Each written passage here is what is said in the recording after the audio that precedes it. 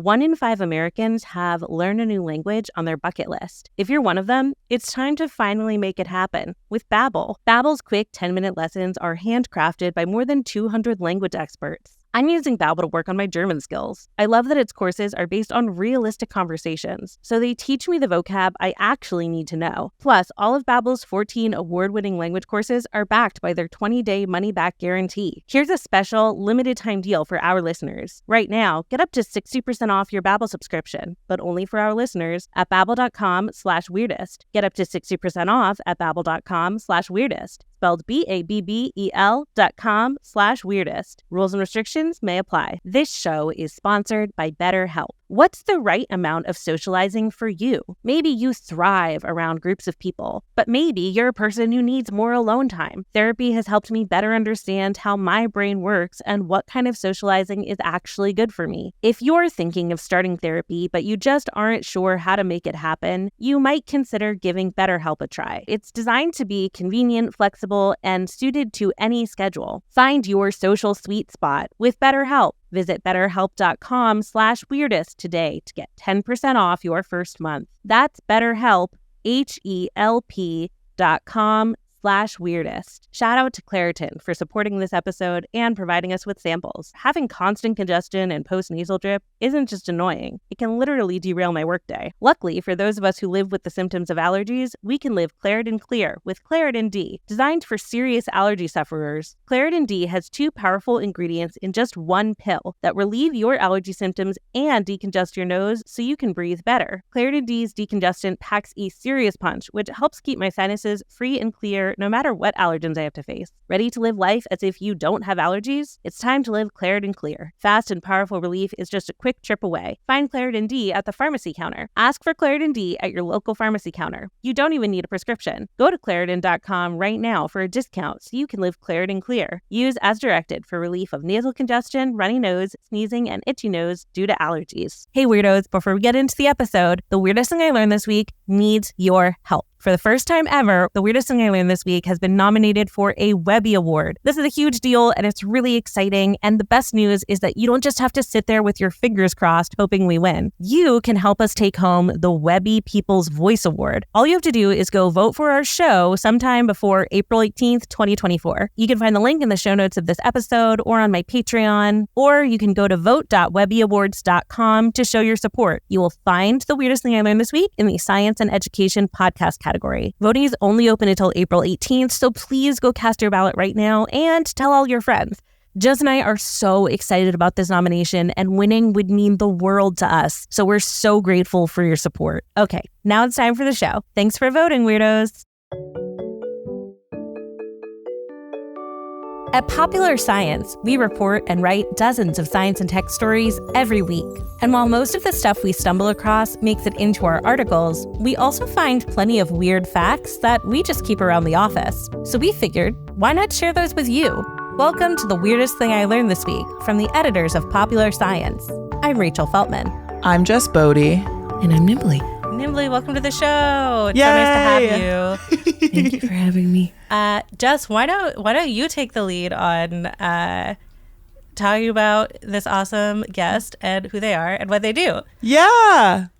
This is Knimbley, my Twitch creator streamer friend.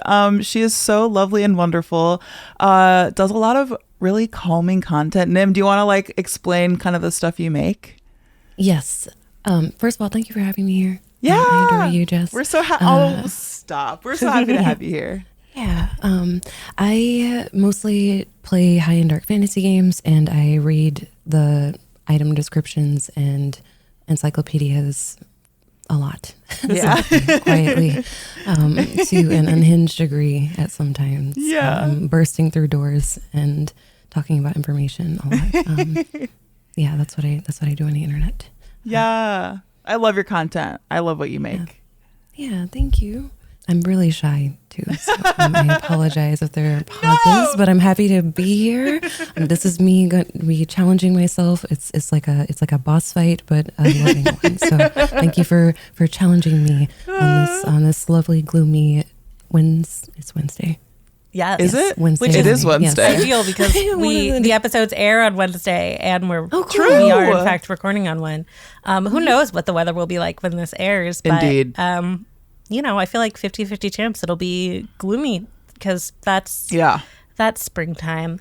Well, we're so psyched to have you on, and let's get right into the show. So on The Weirdest Thing I Learned This Week, we start by each offering up a little tease about some kind of fact or story we found in the course of reading, writing, reporting, boss fights, etc., and decide which one we just absolutely have to hear more about first. Then once we've all had time to spin our little science yarns, we reconvene and decide what the weirdest thing we learned this week actually was in a non-competitive, chill, friendly way. Because the world is competitive enough without it also being on the show. Jess, why don't we start with your tease, which I'm sure actually has nothing to do with video games at all. Every time I'm like, actually, this time it doesn't. And this time, off the cuff, I don't think it does, but no promises. I might take it there eventually. My tease this week is that I want to talk about the lotion that attracts spiders. Oh no. Yeah, I need to know that so I can never buy it. Yes, I will explain. My fact today is that ADHD may have evolved to make us better at foraging berries, which, rude that can't be my job today. But right. I forage facts instead. That's my What a connection. I love that.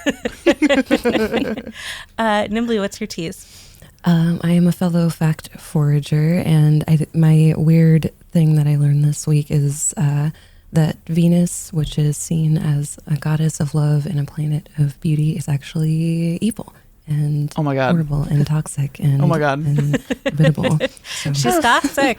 I love it. Jess, why don't you get started with lotion spiders? Because I would love to. I'd love to not end on that haunting note. Yes, definitely more haunting. Maybe this won't be haunting at all, but I'm nervous. No promises. Okay, cool. So, basically lotion spiders. So this was a big story around the internet, like at the end of last year, like in December of 2023. And we've also been hearing a lot about like the children like running through Sephora. I was like, what about the children? But yes, the children. They are running through Sephora. The drunk elephant children. Yes.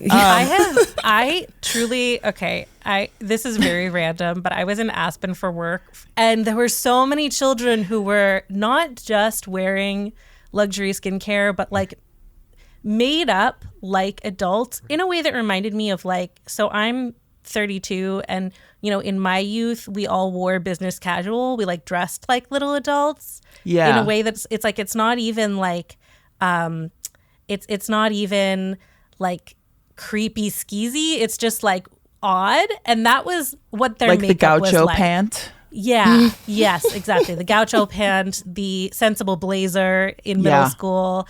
And that was what their makeup reminded me of. I wasn't like, That's this is weird. like hypersexualized and creeps me out. I was just like, why do you have contouring like you're 40? That's a good point. That's so weird. I was imagining like Scene Kid eyeliner when I was in high school. Just like, just walking that around. was me. Yeah. Oh, that's funny. The kids in Sephora, transition phrase, spiders in Sephora makes you think. So basically, at the end of last year, someone left a review on Sephora's website. It was about a specific kind of lotion from Sol de Janeiro, which is one of the brands those kids are going after, like Drunk Elephant. But it was the Delicia Drench body butter. That company also makes like that Brazilian bum bum cream that goes on your butt cheeks, which I think is just awesome. But anyway, so I'll read you the review of this Delicia Drench body butter. Okay. This is on Sephora's website. 1 star. Scent attracts wolf spiders. Oh, no. If you're scared of wolf spiders, watch out for these lotions. LOL. I wanted to love them so bad, but one of the ingredients is like kryptonite to wolf spiders. And I just want to note, this is just speaking, not the review. Yeah. Kryptonite is not used correctly. Right. Kryptonite would probably mean it would scare them away. This person means that it is attracting them. Right. Anyway, okay, so she continues, or they continue. I guess I don't know this person's pronouns. When I put it on, instantly one will come out. Normally I'll see one every like 3 years. Used this and it was every day. I stopped using it and I haven't seen one since. Oh, and one time the spider wanted to eat whatever ingredient it is so bad that it chased me. I swear, on everything. I'd run left, it ran left. I ran right, it ran right. Oh my like gosh. it was... It's like Scooby-Doo. Like it was legit following the scent, and no, the scent isn't that good. Nothing a $5 vanilla cream can't match. Wow. So yeah, do be careful if you're frightened of spiders, especially the big wolf ones. Also, please don't hurt them if you do wear this and appear. Oh. Use a cup to put them outside. Sorry for a disappointing review. And that's the end. 22 people marked it as helpful. I will add. So that appeared. And then after this review appeared, a couple others did, saying kind of a similar thing. And not as entertaining of a message, but, people are saying, I saw wolf spiders when I wore this. For those who don't know, wolf spiders, they're these dark colored arachnids that have these long, skinny legs. They live in North America. They can get up to like an inch and a half, 2 inches in diameter. Like they're not little guys. They can get pretty large. And their bites are not a big danger to humans. Like it's like any bug bite. Some people are allergic to their venom, but it's pretty rare. So not hugely troublesome spiders, but they obviously can give you a fright, especially if you do not like bugs, especially spiders. So yeah, a handful of lotion spider reviews pop up on Sephora, but then someone posted it to Reddit and everybody was like, wait, I too have experienced this. Sure. Reddit is the go-to place for I too have experienced this, I would say. Yes. You can post anything and someone will be like, oh, me too. Exactly. That's how I verify information, actually, is I put my query and then Reddit. Yeah. Sure. Yeah. Exactly. Lotion attracting spider Reddit is what I'm sure many people typed in. So here's a Reddit post from Sage Grey 3. This explains the spiders, ... Though this review made me laugh so much, I stopped in my tracks and realized that strangely enough, I've seen a couple while wearing it. The last time I wore it, one crawled right in front of me. I took a photo and asked Google what kind of spider, and sure enough, wolf spider, ... Very strange, ... I sure didn't correlate it with the lotion, ... And then... This narration is exquisite. Oh, I'm so glad. Yeah. I'm having fun if you can't tell. Yes. And then, so this other person's named, Hey, It's Just Choco is their Reddit username. They did an experiment, armchair scientist, many of those in this tale, saying that they wanted to do an experiment. So this is their post. I will experiment today and keep you updated. Update 4 hours. I've seen 2 spiders at work. One came at me and one didn't. I put some cream on a tissue to see if it would interest a spider. We'll update soon. Update at 10 hours. Spiders went to the tissue paper. I think they're attracted to the pheromones of the cream. So the pheromones of the cream. The pheromones, which that'll actually come back. Oh. Okay, this is also an aside. But in this thread, a lot of people were kind of talking about like lotions or perfumes that attract other bugs or animals in their experience. And someone was saying that they were wearing Victoria's Secret Pure Seduction body spray. And they went swimming in a river and they got swarmed by fish. Like they kept kind of like getting nibbled. And then this person kind of felt like a bigger bite. And then they're like, oh my God, I'm bleeding. And then they looked and there was a huge alligator gar that was like chasing them. And like gars don't like go after people. That's wild. I know. Wait, I need to see what this looks like. Yeah, they're definitely freaky looking, but they're like, you don't normally have to worry that one of them is gonna snack on you. Yeah, and again, this is anecdotal. Who's to say if funny. this is true or like if it was the Victoria's Secret pure seduction? Sorry, Rachel, go ahead. No, just it's funny though because there's I would have to look up which one it is, but there's a Victoria's Secret perfume, or maybe not Victoria's Secret, but there was a very like girly, sugary perfume involved in that because it had it turned out to have pheromones that attracted lions. So. Yeah, like it's not an uncommon thing. Right. Like I think a lot of entomologists like scoffed at this whole thing, which I'll talk more about too. But like when people say like, oh, it's the pheromones, but like it's not totally unfounded. Right, yeah. You know? So of course, as you might guess, Reddit discourse blew up about Lotion Spider saga. And this is armchair scientist number 2. This person thought they had it all figured out, speaking of pheromones. This is from Marching Koala. This is what they said. Hello, I just did a little dive into chemicals that attract spiders because I really don't like bugs. According to studies, there's a 2-component female-produced pheromone of the spider. It basically signals for sexual communication. The chemical analysis reveals that farnesyl acetate, diisobutyl phthalate, and hexadecyl acetate of the spider webs exhibited higher relative abundance in sexually receptive females. This person is just reading from like a scientific study, and I don't think fully grasping exactly the particular what they're saying could be true, but I think they're taking it out of context basically. Sure. And basically they're saying that those 2 chemicals, the farnesyl acetate and hexadecyl acetate, attract male spiders. They did not specify what spider this study looked at. And at the end they say summary, but spelled with 2 U's instead of ARY, it's URY. Combine farnesyl acetate with hexadecyl acetate in the right dosage, and it might bring all the thirsty boy spiders to your yard because you may also smell like a thirsty girl spider. Basically, they're saying that those 2 chemicals. Oh, I skipped this part. Basically, those 2 chemicals are what are commonly used in many body creams and lotions, and those are 2 chemicals that are also in this scientific study about spider pheromones. So they're making this connection that if this lotion that people are saying attracts wolf spiders has these chemicals, and that wolf spiders use those chemicals as pheromones, it's only natural to think that is what's going on. And then somebody saw this message and tweeted, "It's literally made out of spider pheromones. You can't make this up. Y'all are wearing spider pheromones and attracting all the male spiders. Oh my God." That's what somebody tweeted. So incredible. What a microcosm of internet yes, lore creation and discourse. Truly, it really got out of hand very quickly. So much so that the lotion brand chimed in.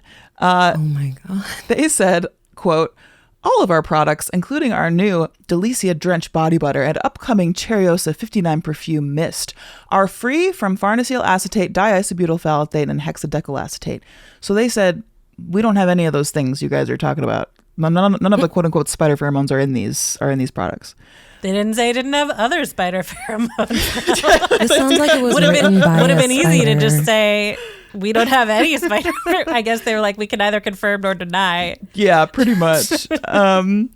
And they ended their statement by saying, quote, "So while they may attract a lot of attention from people, they won't from arachnids, even though we love all creatures at Sol de Janeiro," which I think is lands on a little thick, but also kind of nice. Yeah, I was about to say I feel bad for laughing because actually someone clearly painstakingly crafted that statement, and it's sweet.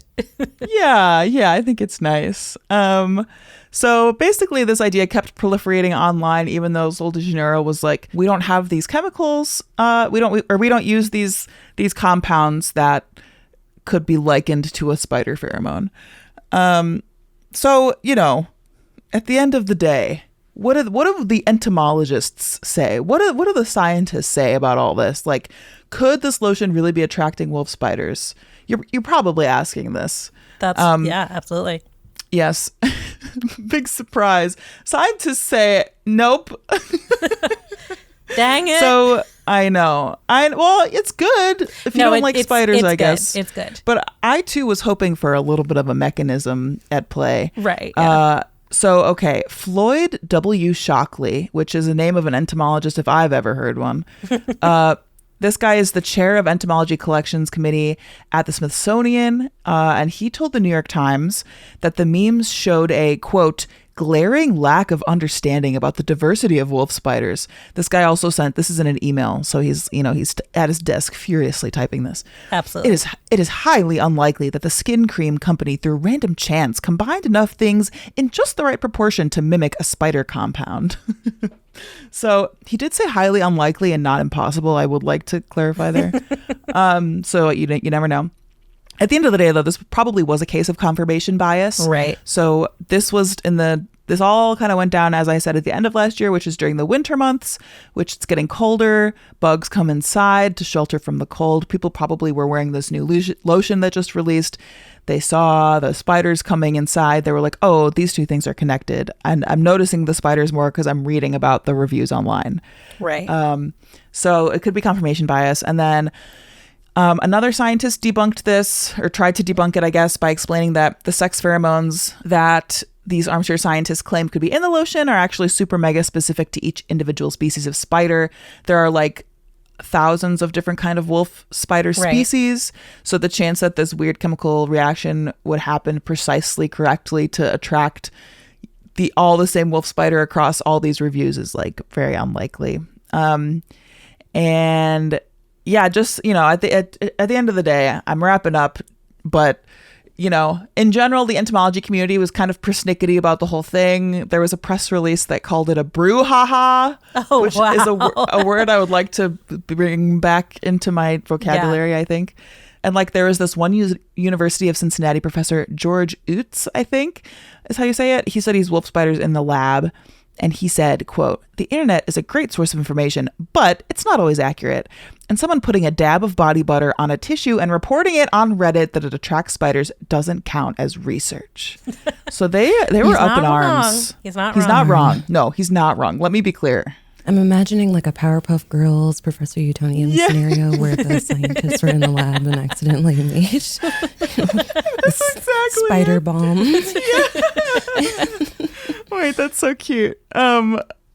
So yeah, that's basically, that's my story. And I also want to say, like, at least here in America, Australia, their spiders are so scary. Right. But at least here in America, don't fear the spider unless it's like a black widow. There's things you should fear, but generally, if you see a spider in your house, like, it's probably doing a lot of good for you. It's probably eating other annoying bugs. I like the original person who kicked all of this off, what they said in their review. If you see a spider in your house, don't kill it. Yeah. Put it in a cup and take it outside. Like, spiders are people too. Not really, but they're good. They're good things. They're good. They eat mosquitoes. Yeah. Mm-hmm. Yeah. I don't want to like hang out with a bunch of spiders, but like I do respect I respect the person, Yeah. Wow. I love that. What a great story. It had so much. I'm glad you enjoyed it. I feel like I went on an entire journey with that thing. Yeah. Me too. That's why I was like, I gotta talk about this. Of spider avoiding lotions and stuff. Mm-hmm.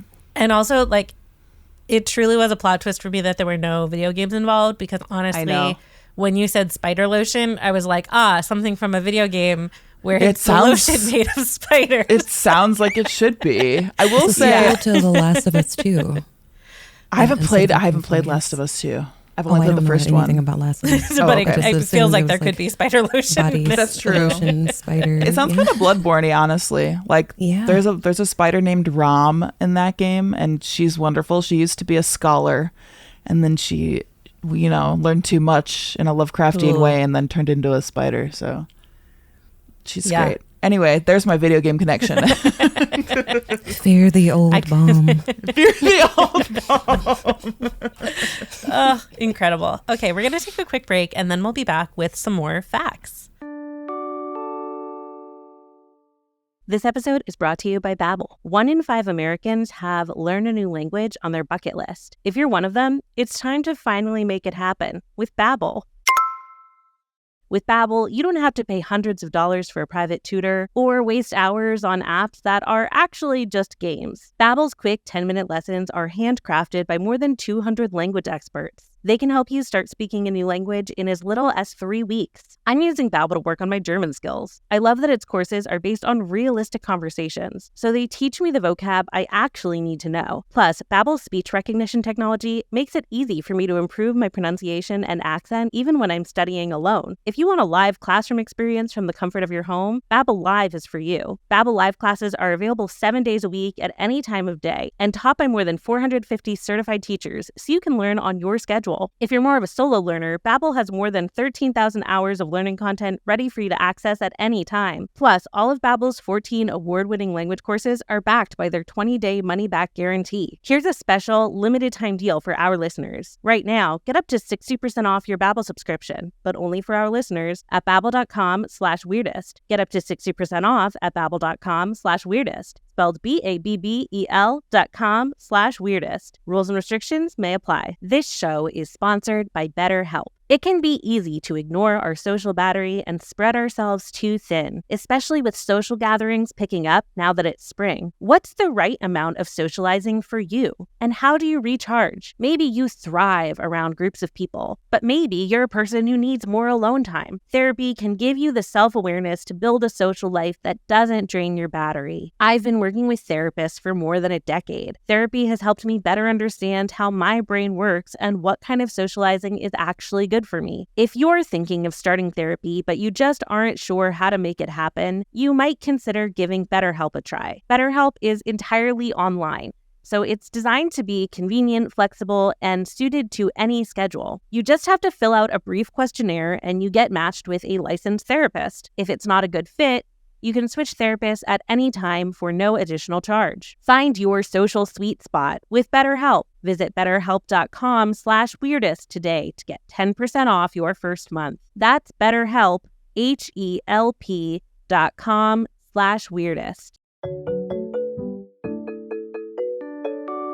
Okay, we're back, and I'm going to talk about my fact, which is about ADHD, a thing I have. Yay! And was diagnosed with as an adult, which, like, yeah, a tale as old as time. And so, yeah, this is mostly about a new study, but I also want to explain some of the context of the research. But basically, researchers from the University of Pennsylvania recently released a study on the potential evolutionary benefits of ADHD. Of course, a lot of neurodiversity has historically been talked of in terms of negatives. And I think increasingly things like people are talking about things like ADHD and autism and being on the autism spectrum as being like more neutral and potentially having things about them that are really cool. And obviously that like really resonates with me as somebody who, does have like a funky brain.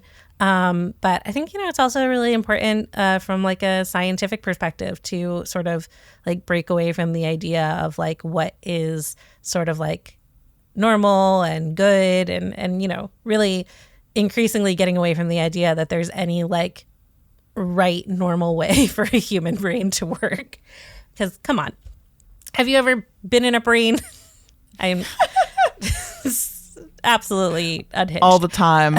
I have been in a cat brain, but that'll be for another conversation. Oh my God.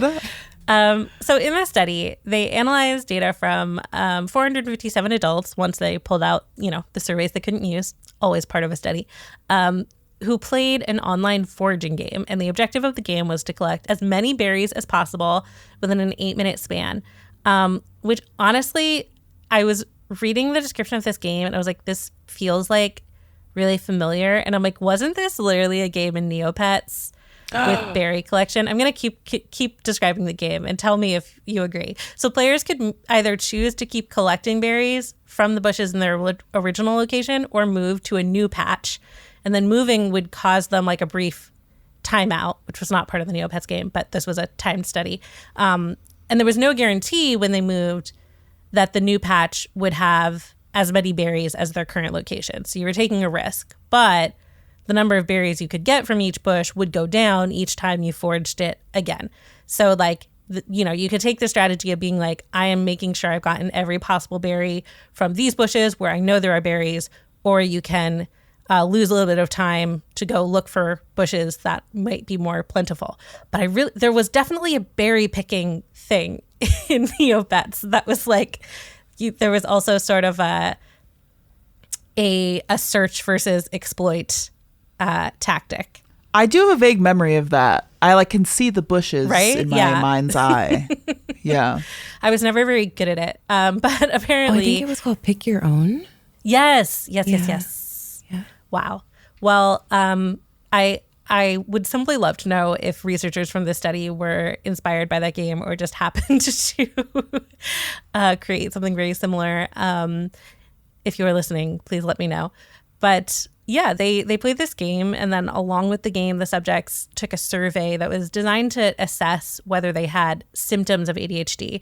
So it was self-reported. It didn't constitute like a full or formal diagnosis, but it screened for traits like having difficulty concentrating. And when the researchers compared the survey results with the gameplay stats, they found that people with ADHD symptoms played differently and actually more effectively than people who didn't have those symptoms or who had, who ranked lower on that symptom score. Basically, they were more likely to move on to another bush more quickly, and they collected an average of 602 berries compared with 521. So, a pretty big difference when you're talking about having enough berries to eat.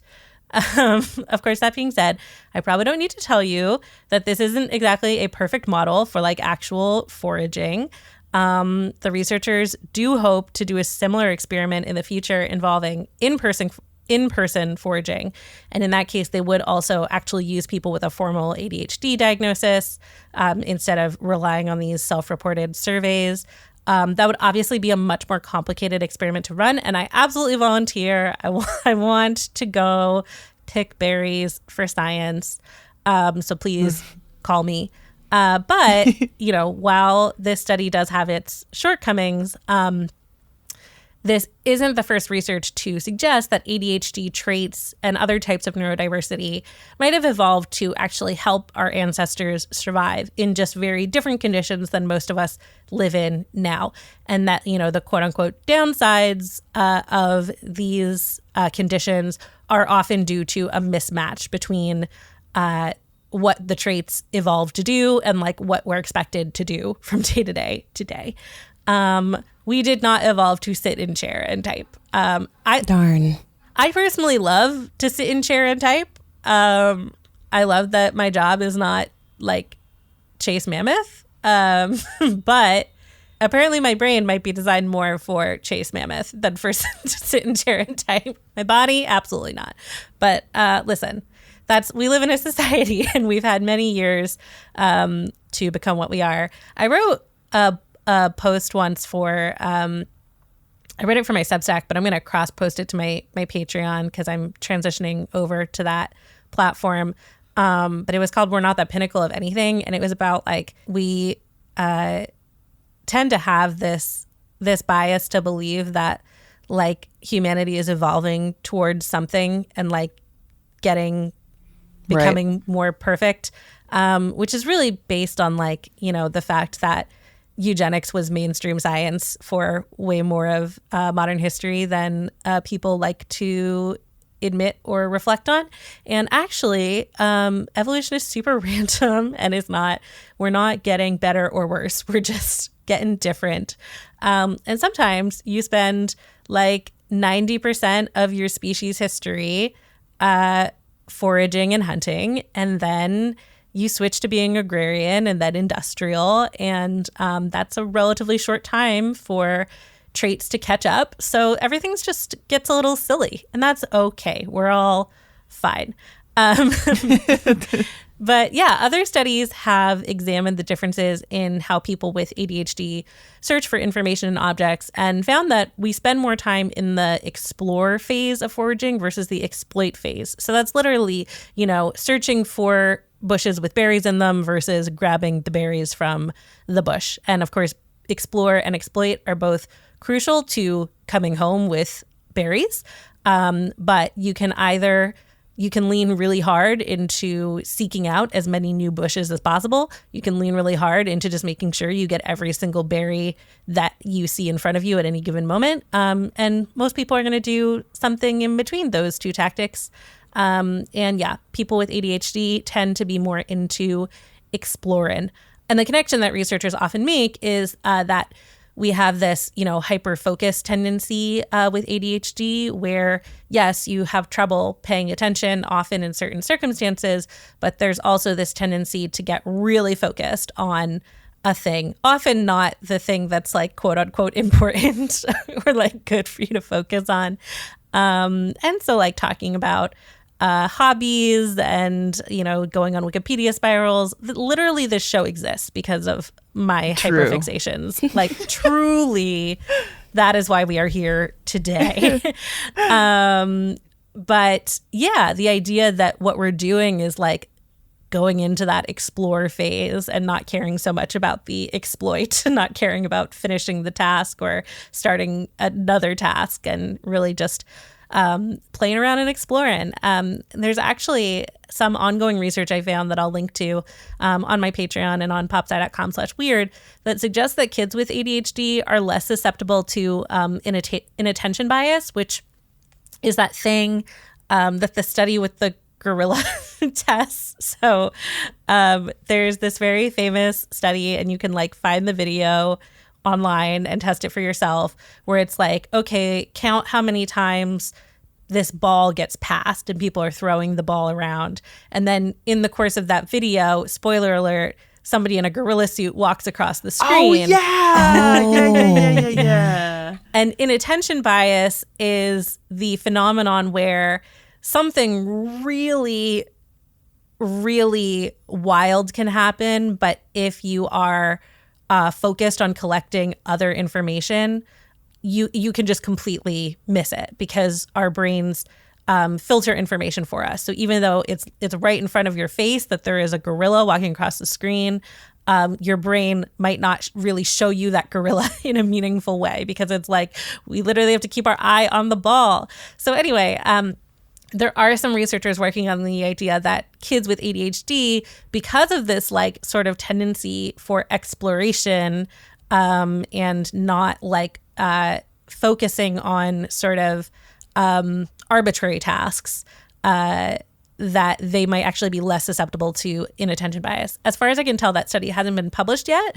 It's maybe been presented at some conferences, but I do think it's a really intriguing idea. I certainly did not see the gorilla, but listen, we're talking about on average. So there is also some evidence to support the idea that this is like an evolutionary benefit. So in 2008, researchers found that members of a nomadic group in Kenya who had gene mutations associated with ADHD were in better health than average in their group. And then those same mutations were associated with malnourishment in closely related people who lived as farmers. Basically, this group had people starting to farm while others were continuing to live nomadically as they had for generations.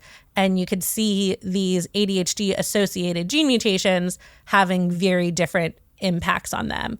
Of course, it looks like this study was looking at the gene mutations as opposed to really screening them for ADHD behaviors, but it is really intriguing. There's this broad idea known as the hunter versus farmer hypothesis that the hyper-focus associated with ADHD was just really useful for that like 90% of human history that we were foraging, and then much less useful in agrarian and industrialized life. One 1998 study, just to like tie a bow on how useful ADHD can be, but also painful. One 1998 study found that adults with self-reported ADHD were much better at being able to postpone eating, sleeping, and other personal needs to absorb themselves in an urgent task, like a last-minute deadline, which does track. Or a boss fight in a game, you lose hours.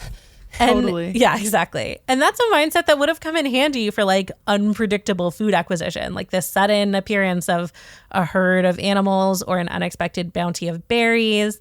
Less useful when you like farm that has a pretty like set schedule and just a lot of not very exciting work you have to do every day.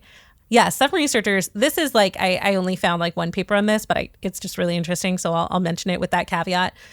Some researchers have even suggested that sugar can sometimes trigger hyperactivity symptoms because the fructose makes our brain thinks we've come across like a foraging bounty. And they're like, time to look for more berries. Right. And yeah, obviously we have a lot more studies to do to like say with any kind of certainty that, this is why ADHD evolved and, what it was useful for in the past. But I just think it's so important to really be willing to like reframe our perspective on, how brains work and even on like, what quote unquote disorders might mean for people. And like just for comparison, ADHD was originally called hyperkinetic impulse disorder. And when a British pediatrician, Sir George Still, brought it, which is an ironic name now I'm thinking of it, when he first brought it up in 1902, he called it an immoral defect of moral control in children.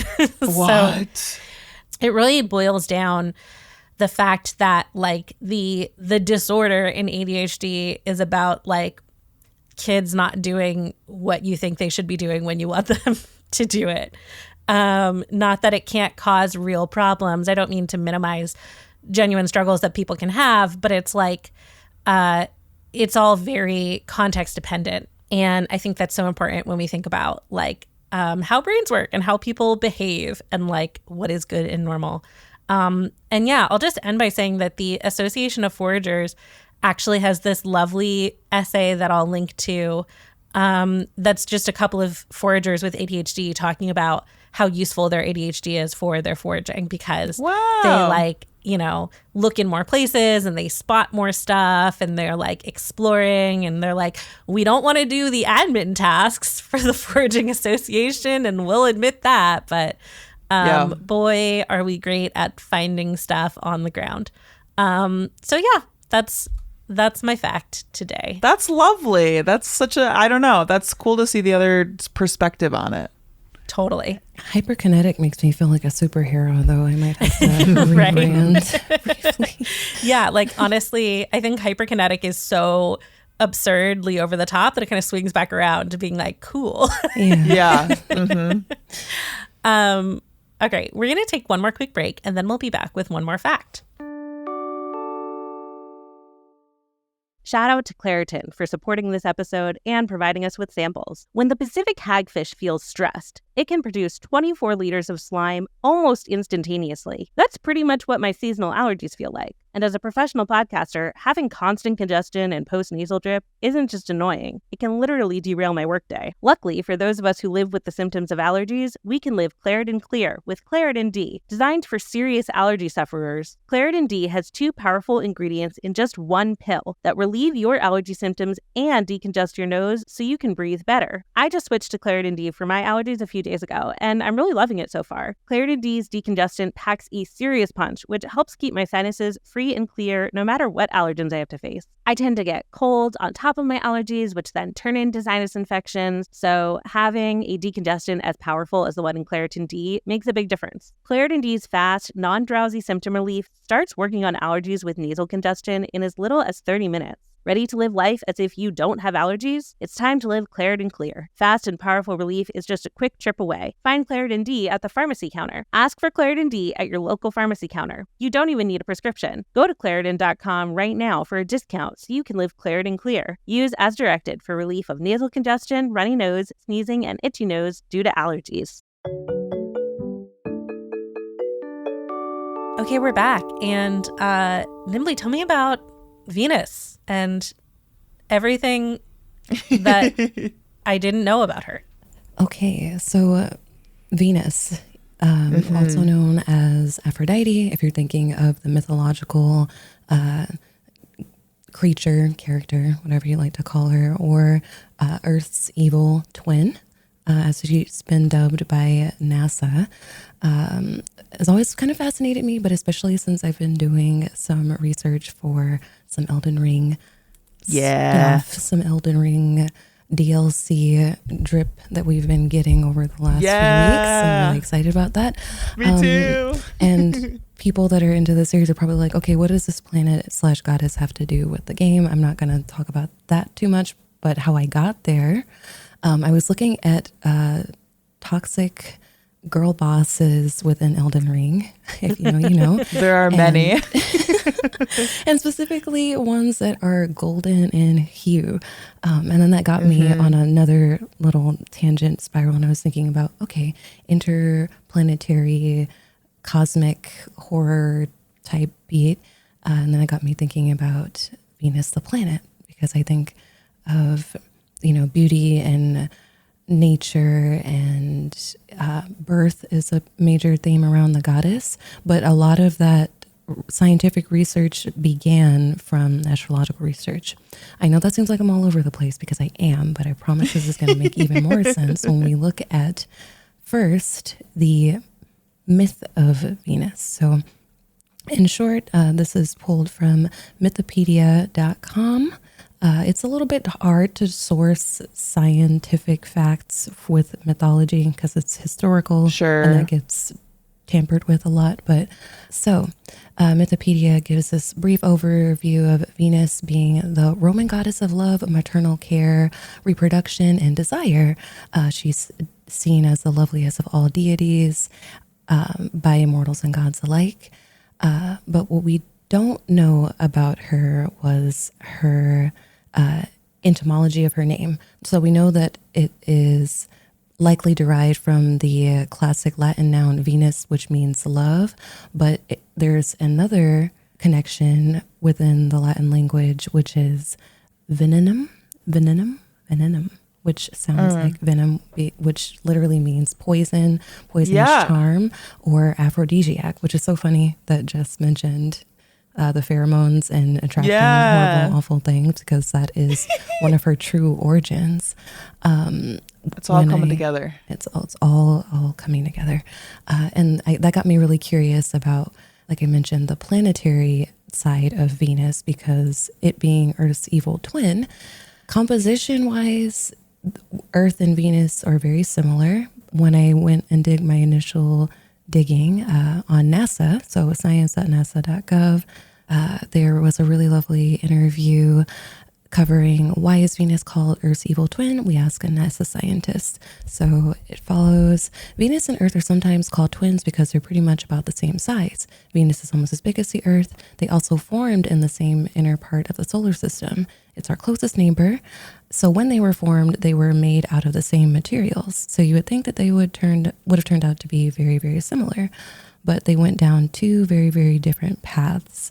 So we live on Earth. We know what Earth is like. It's habitable for the most part. Our weather is kind of weird, climate change. But Venus is covered with this horrible, thick, gloomy, golden, murky carbon dioxide atmosphere, and has a supercharged greenhouse effect. And it's so hot that it can melt lead.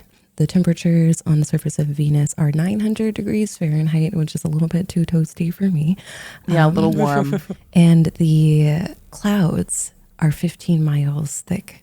So it's essentially just this entire golden, murky, hot pot. Why does that draw back to Venus, the goddess, and why does that draw back to Elden Ring? I won't go on that too much just for spoiler territory, but it is fascinating. Now that I am hearing your fact and thinking about Elden Ring, I'm like, this is fascinating. And I don't want to spoil too much for people who haven't played the game, because if you haven't played the game, you should. You should. But I love where you're going with this, and we can talk offline, because this is really cool. Yes, it's so cool. Shout out to From Software for just blowing my mind.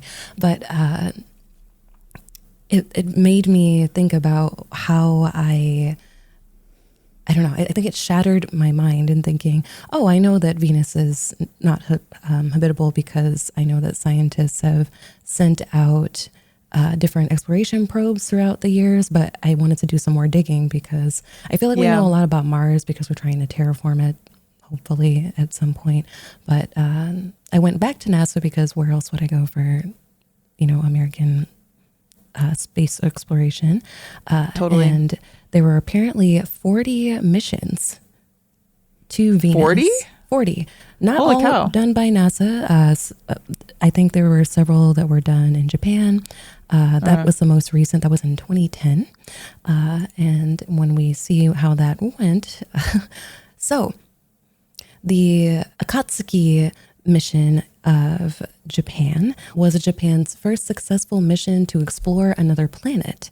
Currently still in progress and seen as successful based on NASA's website.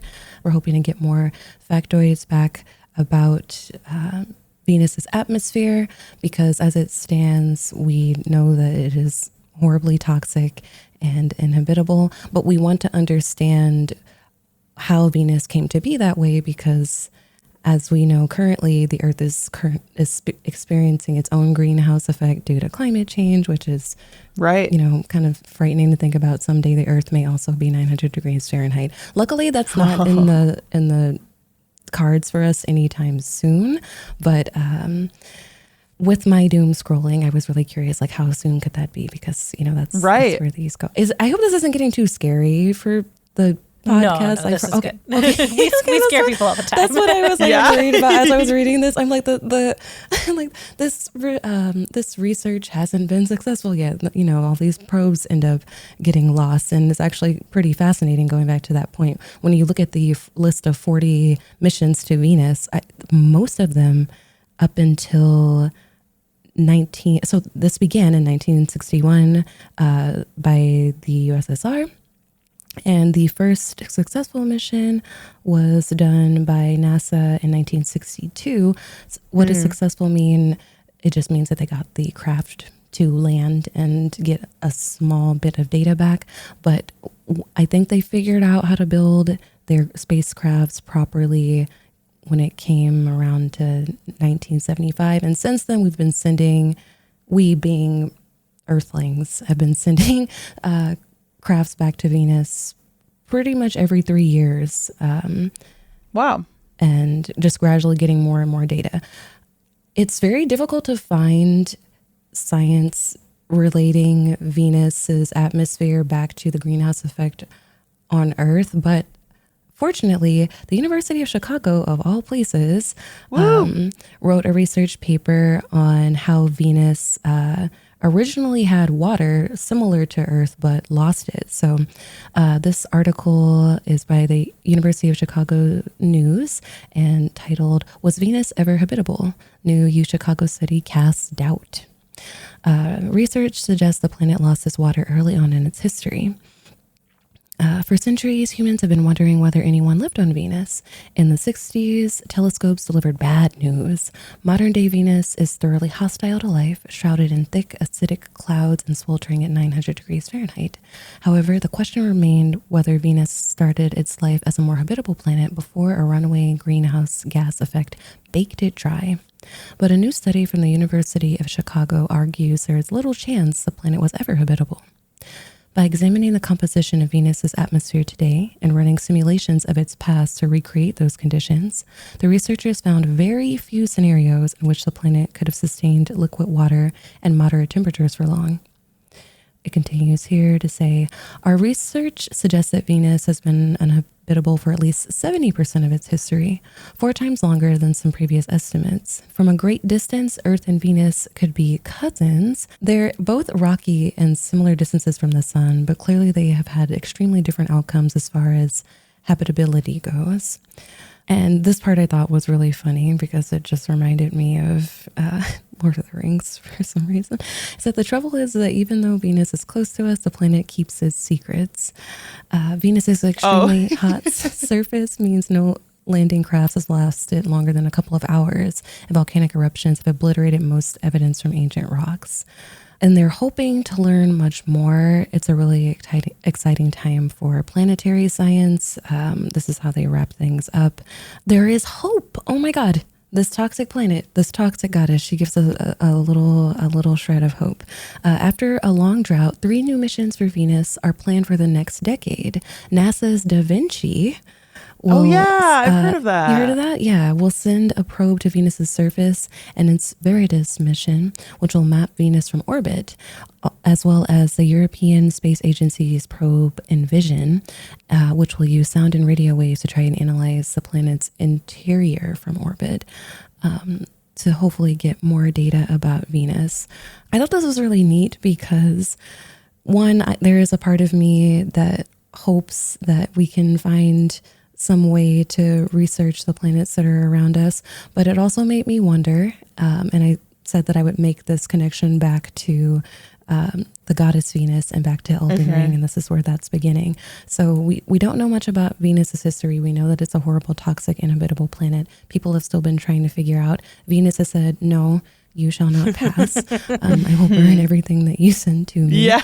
And that got me curious again, because when it comes to mythology, a lot of it is seen as kind of witchy mumbo jumbo, and there is some of that. But for me, what makes me most passionate about science is knowing that it came from this sort of mysticism, and that especially a lot of those foundations, like those same theories, were coming by mathematicians. So I went back and did a bit of digging on Venus's origins, and I found some dark stuff. The Sydney Morning Herald describes the dark side of Venus, a goddess that represents more than romance. And it starts pretty ominously. It says, things do not start well. Venus, dun, dun, dun. Venus, or Aphrodite as she was originally called by the Greeks, was a primordial creature said to have been born out of an endless black night before the beginning of the world.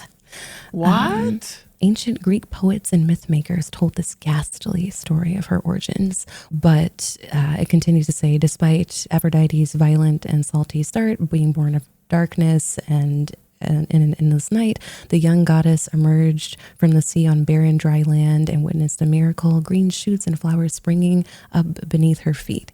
I think this is what motivated some early scientists to think that Earth and Venus were similar. It's really hard to find that. I hope that I can find more research on that. And I'm also hoping that scientists talk to historians and specifically people that study myth more, because I think that there's a lot of knowledge to be gained there.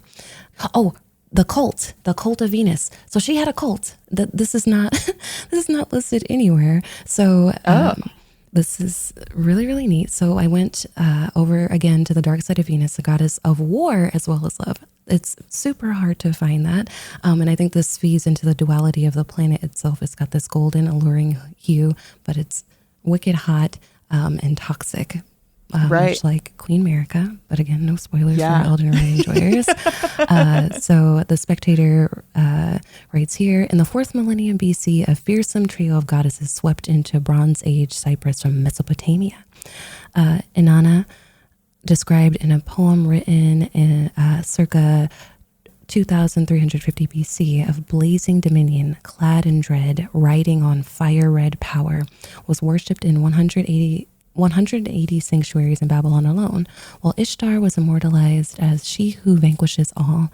Astarte, riding in the bows of a Phoenician boat, encapsulated war, death, and destruction, as well as life and sex. Arriving in Cyprus, a version of these three meddled with the local nature goddess who had succeeded, I don't know if I can say this without laughing, the penis heads, thus forming a bizarre and alarming bird-headed woman.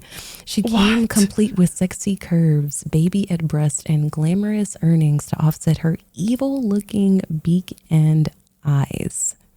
What? So that is the true origin, according to the Mesopotamian Cyprus poem of Aphrodite. That's wild. Yeah. Penis head, beak, eye woman with a cult, which coincided with a copper mining boom on Cyprus. Her warlike attributes fell into abeyance, and instead she was worshipped as a source of pleasure and union between men and women. the impulse behind civilization and progress. Her powers were still double-edged. Desire can be destructive as well as harmonious. And she was also, interestingly, non-binary, occasionally appearing with a beard. Does that sound like anyone from Elden Ring? Yes.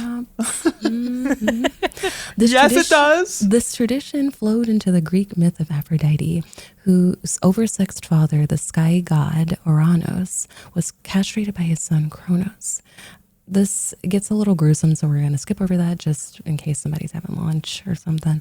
But I found that so fascinating, and I'm really hoping that we get some sort of information on the surface of Venus. Thank you for listening to my tangent. I am so sorry. Please play Elden Ring. Yeah. Wow.